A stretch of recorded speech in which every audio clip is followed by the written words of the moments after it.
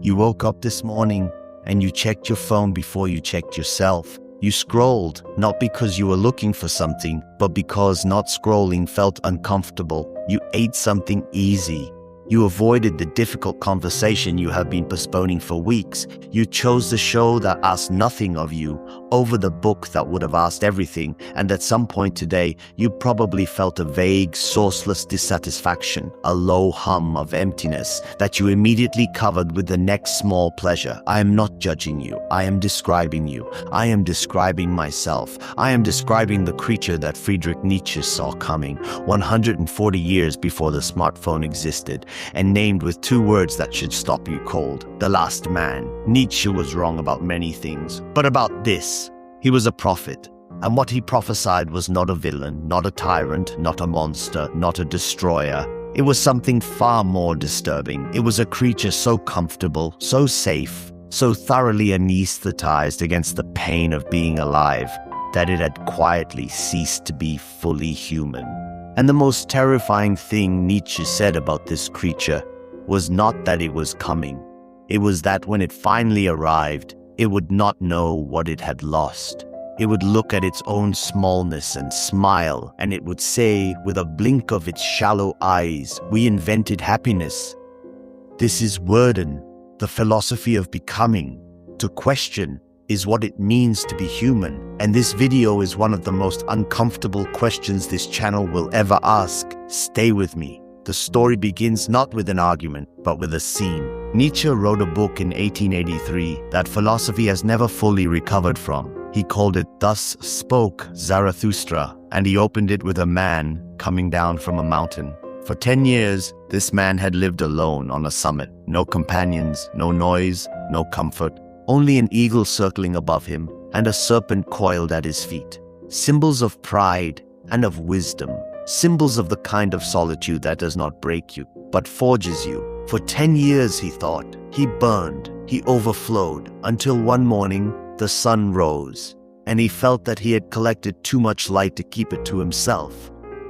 So he came down. He came down to give his gift to the people below. His name was Zarathustra. And when he reached the marketplace at the edge of the forest, he found a crowd, a large, noisy, distracted crowd, gathered not for truth, not for wisdom, not for anything that would cost them anything, but to watch a tightrope walker perform between two towers. Zarathustra stepped into the center of that crowd, and he began to speak. He did not talk about the tightrope walker. He talked about something far higher and far more dangerous than any tightrope. He said, "I teach you the Overman. Man is something that shall be overcome. What have you done to overcome him? All beings so far have created something beyond themselves. Do you want to be the ebb of this great tide and return to the animals rather than overcome man?" He told them that man was a rope stretched over an abyss, a rope between the animal and something greater, and that what was great in man was not the destination, but the crossing, the danger, the willingness to fall in the attempt to go further. Moving is dangerous. Looking back is dangerous. Standing still is dangerous. The crowd did not understand. Why would they? They had come for a performance, not a philosophy. Some of them laughed. Someone shouted, "Give us the tightrope walker, not a sermon." And the laughter spread and swallowed his words, the way noise always swallows things that matter. Zarathustra saw that he could not reach them through the highest thing, so he tried the opposite. He thought, perhaps if I show them the lowest thing, perhaps the last flicker of pride inside them will ignite. Perhaps if they see how small they can become, they will choose to rise. And so he lowered his voice and he said, "Then let me tell you about the last man." What follows is the most accurate portrait of the modern human being ever drawn, and it was drawn in 1883. "The last man," said Zarathustra, "has made the earth small. He has shrunk everything to the size of his own comfort. Great passions are too tiring for him. Great suffering is too dangerous. Great love is too much trouble. He wants only his small pleasures for the day and his small pleasures for the night." Let us picture a day in the life of the last man. He wakes up and his first thought is his health. He eats carefully, not out of joy, but out of management. He goes to a job that is not too demanding because large ambitions carry large risks. and the last man has no appetite for risk. In the evening, he retreats to a small entertainment, a screen, a series, something light, something that does not follow him into his dreams.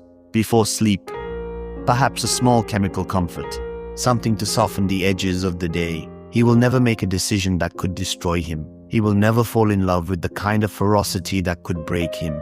He will never read a book that overturns everything he thought he knew. He will never ask a question that he might not survive the answer to, because all of these things carry pain, and the last man is afraid of pain above everything else on earth. Even his love is not passion, it is careful friction.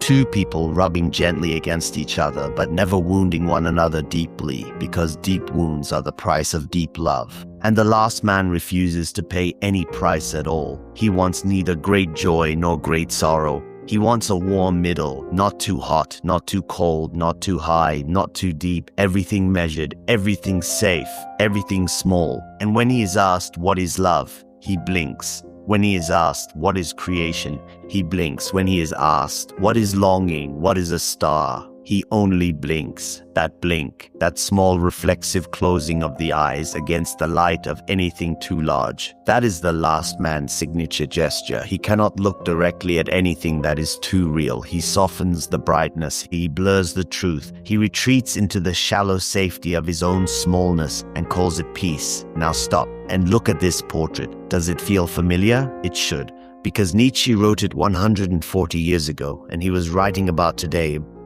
But to understand how the last man arrived, you have to understand where he came from, because the last man is not an accident. He is the product of a long historical collapse, and the name of that collapse is the death of God. Most people misread those three words. They think Nietzsche is celebrating it. He is not. He is sounding an alarm. What Nietzsche meant was not that God had literally ceased to exist, but that the entire framework of meaning and values that had been built around the idea of God had begun to crumble. For centuries, human beings had organized everything around a single center. Meaning came from that center. Morality came from that center. The purpose of suffering, the reason to endure, the direction of history, all of it radiated from that single fixed point. And then the modern age arrived. Science arrived. Reason arrived. Questioning arrived. And that center collapsed. Nietzsche described this moment through the figure of a madman. A man runs into the marketplace in broad daylight, carrying a lantern. He shouts, "I am looking for God." The people around him laugh. Did God get lost? Did he emigrate? The madman stops. He stares at them, and then he cries, "Where has God gone? I shall tell you. We have killed him, you and I. We are all his murderers. But how did we do it? How could we drink up the sea? Who gave us the sponge to wipe away the entire horizon? What were we doing when we unchained this earth from its sun? Where is it moving now? Are we not plunging continually, backward, sideward, forward, in all directions? Are we not straying as through an infinite nothing? That image, straying through an infinite nothing, is Nietzsche's deepest fear. Not that God was gone, but that when the center collapsed, human beings would be left adrift, without direction, without meaning, without any fixed point to navigate by. And in that drift, two paths opened. The first path, to look honestly at the void and have the courage to create new values, to fill the empty throne that God had left, not with old consolations, but with meaning you have forged yourself. This was the path of the Overman, difficult, dangerous, noble. The second path, to see the void and flinch, to decide that creating new values is too much work, too much exposure to the cold wind of uncertainty, to stop asking the large questions altogether, to shrink, to comfort yourself, to survive. This was the path of the last man, and Nietzsche feared with everything in him that most of humanity would choose the second path, that the death of God would not produce a generation of creators, but a civilization of last men, comfortable, shallow, blinking. Here, another philosopher enters the story. Arthur Schopenhauer, the man Nietzsche had worshipped in his youth and then turned against. Schopenhauer had said, life is suffering, and the only way to escape suffering is to extinguish desire.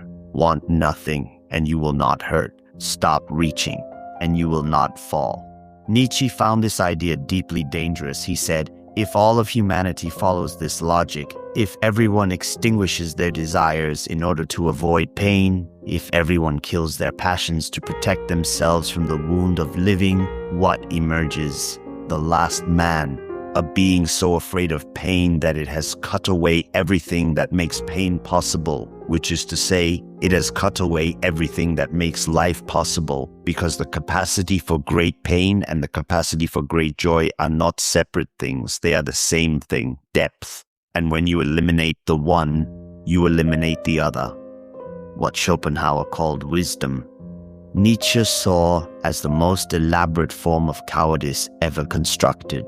A philosophical system built entirely around the avoidance of being fully alive. Now, the thinkers who came after Nietzsche saw the same danger arriving from different directions. And it is worth pausing here because the convergence is remarkable. Francis Fukuyama, at the end of the Cold War, declared the end of history. Liberal democracy had won. The great ideological battles were over. He meant this at first as a kind of triumph, but careful readers noticed something strange. He was describing Nietzsche's nightmare, because in a world where all the great struggles are finished, what does the human spirit do? When there are no more great causes, no more great sacrifices, no more great conflicts of meaning, when all that remains is economic comfort and consumption, what does a human being live for? Fukuyama later recognized the emptiness in his own thesis. The end of history was not a victory. It was a kind of death of the soul, because what makes human beings human is that burning need to fight for something larger than themselves. And when that need is sedated, what remains is a well-fed consumer, full but hollow. Dostoyevsky saw it even earlier in a dark room in St. Petersburg, writing a scene that cuts even deeper. In The Brothers Karamazov, there is a chapter called The Grand Inquisitor. Jesus returns to Earth and an old church official has him arrested, and the old man says, "You gave human beings freedom, but human beings do not want freedom. Freedom is a terrible burden. They want bread, they want security, they want someone else to make their decisions for them. You gave them a weight they could not carry. We took that weight from them, and in exchange, we gave them comfortable slavery, and they love us for it." The last man, at his deepest, is exactly the person who has made that trade. He has exchanged the terrifying, boundless possibility of what he could become for a piece of bread, for a warm room, for the certainty of tomorrow's comfort. Aldous Huxley gave this nightmare its most vivid literary form. In Brave New World, he designed, with cold laboratory precision, the civilization that the last man would build. In that world, there is no pain, no grief, no great passions. Human beings are manufactured in bottles, sorted into classes, given small tasks. When they feel discomfort, they take a drug called soma, and the discomfort dissolves. Shakespeare is forbidden, because the great tragedies, the grief and the madness and the love that destroys, these are threats to the sterile happiness that the civilization is designed to maintain. Huxley's dystopia is not a warning about a future that might come. It is a description of a present that has already arrived. And Martin Heidegger looked at the same drift from the angle of technology. He said that modern technology does not simply give us better tools, it changes the way we see the world. The technological mind looks at everything and asks, what can I use this for? The tree becomes lumber.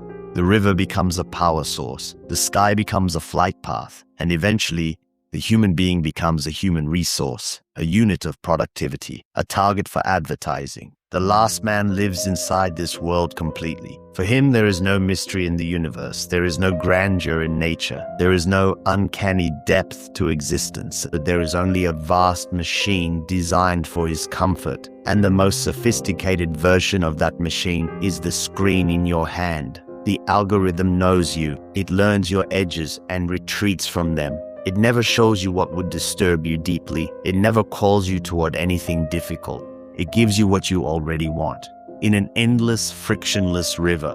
And while you scroll through that river, your eyes are blinking. Not because the light is too bright, but because nothing in that river is bright enough to require you to truly look. Nietzsche did not see the smartphone, but he saw the soul that would build it. He saw a civilization that would prefer sedation to sensation, the next small pleasure to the distant star, the comfortable answer to the question that costs you something to ask.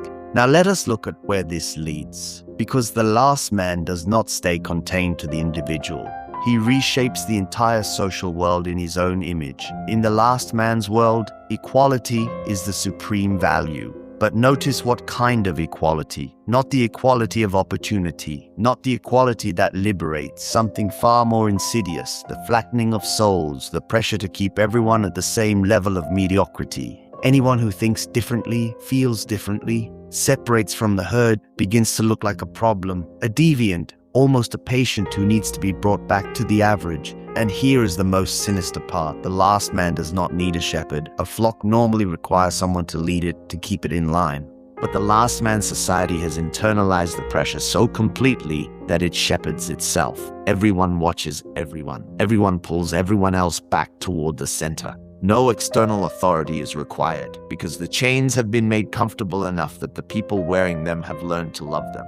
And the one who loves his chains will never want to be free. Now place this picture next to the world you live in. Nietzsche wrote these lines a century and a half ago, but look around you. On social media, everyone is watching everyone. Everyone is calibrating themselves, careful never to fall below the line of the acceptable average. Say something genuinely different, and the crowd itself pulls you back into formation. No shepherd is needed anymore, because everyone has become everyone else's shepherd. Nietzsche's self-aligning machine is running right now on the screen in your palm. Even art in the last man's world becomes decoration. Real art, the kind that shakes you awake, the kind that holds up a mirror to your own darkness, the kind that does not let you leave the theater the same person who entered.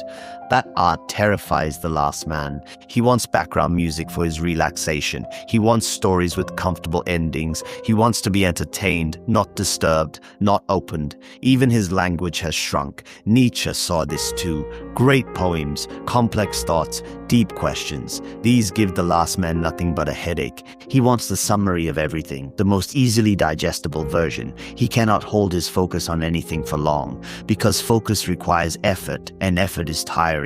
We live now in an age where attention is measured in seconds, where every piece of content grows shorter, where curiosity turns not toward the mysteries of the universe, but toward gossip. The earth has become small, said Zarathustra, and upon it hops the last man, who makes everything small.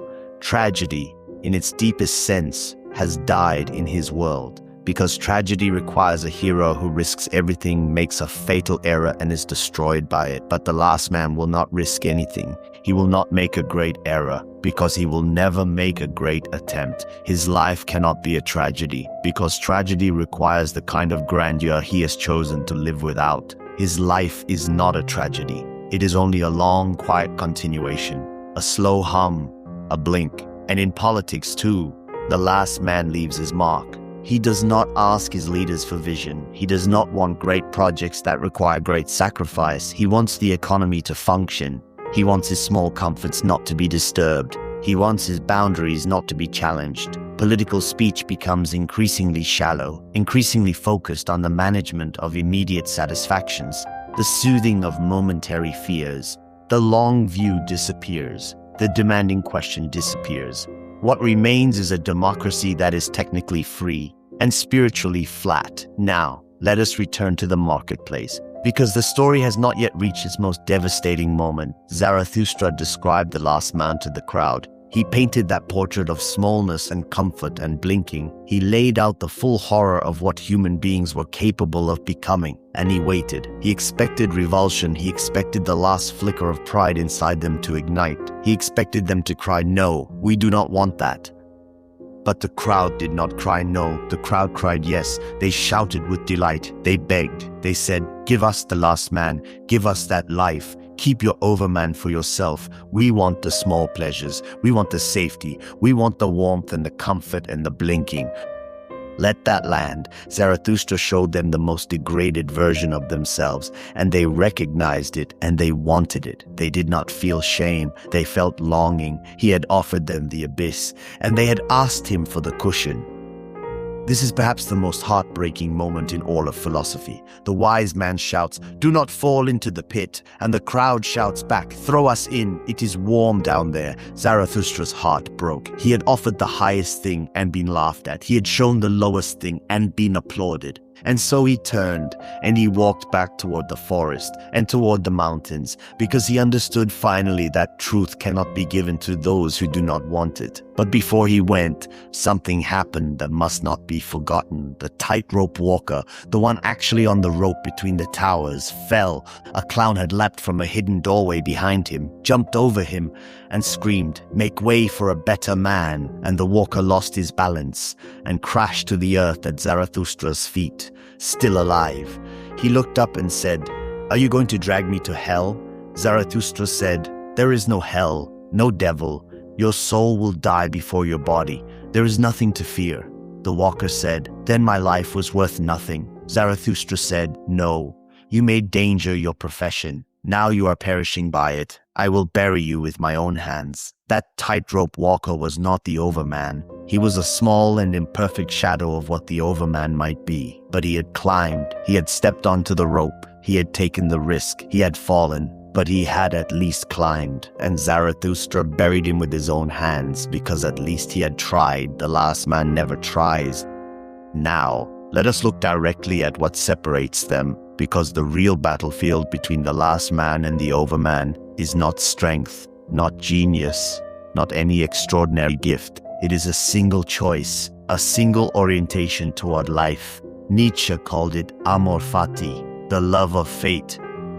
Not the acceptance of fate, not resignation. Love. He asked a question that has no comfortable answer. Imagine a demon visits you in your loneliest, darkest hour and says, "This life you are living, every moment of it, every pain, every joy, every shame, every small humiliation, and every brief triumph, you will live it again, exactly as it was, infinitely. The same choices, the same losses, the same silences, the same missed chances, forever." What is your reaction? Do you grind your teeth and curse the thought? Or does something in you say, "Yes, I would live it again, all of it, even the worst of it, because it was mine"? Nietzsche called this the eternal recurrence. And he never claimed it was literally true. It is a mirror, a test. If the thought of living your life again forever fills you with horror, that horror is telling you something. It is telling you that you are not fully living, that you are enduring rather than inhabiting, that you are managing your comfort rather than burning with your life. The last man could not say yes to that question because there is nothing in his life worth living forever. It is a sequence of small pleasures and careful avoidances. He has never once thrown himself fully into anything because anything full could hurt him. The Overman is the one who could say yes, not because his life was free from pain, but because he took his life seriously enough to own every moment of it. He loved his fate, not because it was easy, because it was his. Now I want to ask you something directly, and I want you to resist the reflex to say, "That is not me." How many times today did you blink? How many times did you deflect the difficult thought with a scroll? How many times did you choose the thing that would not challenge you over the thing that might break you open and rebuild you larger? How many times did you feel that faint hum of emptiness and reach immediately for something to fill it, rather than sitting with it long enough to ask what it was trying to tell you? Because the last man is not out there, blinking stupidly at his phone while you watch him with contempt. He is inside you. He is the voice that says, "Not today." He is the reflex that reaches for the easy thing. He is the accumulated weight of every time you chose comfort over growth, safety over aliveness, the warm room over the cold and necessary truth. Be honest. Look around you and then look at yourself. An algorithm serves you endlessly exactly what you already like, and you keep your distance from anything that questions you. Consumer culture teaches you to smother every existential ache with a new purchase. Feeling restless? Buy something. Feeling hollow? Order something. Pain, grief, deep thought. These have been recoded as anomalies, problems to be solved immediately. We flee from risk, we flee from difficulty, we flee from depth, we chase synthetic pleasures through virtual worlds, while the burning, demanding, real texture of life drifts further and further away. And the Overman is not a destination, he is a direction. He is the moment you feel the pull towards smallness, and you step deliberately toward the larger thing, not because you are not afraid, because you are afraid, and you step anyway. Nietzsche does not give you a recipe. He does not give you 5 steps to self-actualization. He holds up a mirror, and he makes the most radical demand that can be made of a human being, that you live your life so fully, so honestly, so without retreat, that you would choose to live it again, forever. Not because it was painless, because it was real. Zarathustra went back up his mountain, not because he gave up, but because he understood that you cannot give the crossing to someone who does not want to cross. And that mountain was not an escape, it was a preparation. All he could do was keep the fire burning, keep the path open, wait for the scattered rare ones who had not yet fully surrendered to the last man inside themselves. He believed they existed. He believed they always would. He believed that in every generation there would be a handful of human beings who heard the description of the last man and felt not longing but revulsion, who looked at that portrait of the comfortable, blinking creature and recognized something they refused to become. He knew that if he could reach even one soul, one single person capable of stepping away from the herd, everything could change. Maybe that one person is you.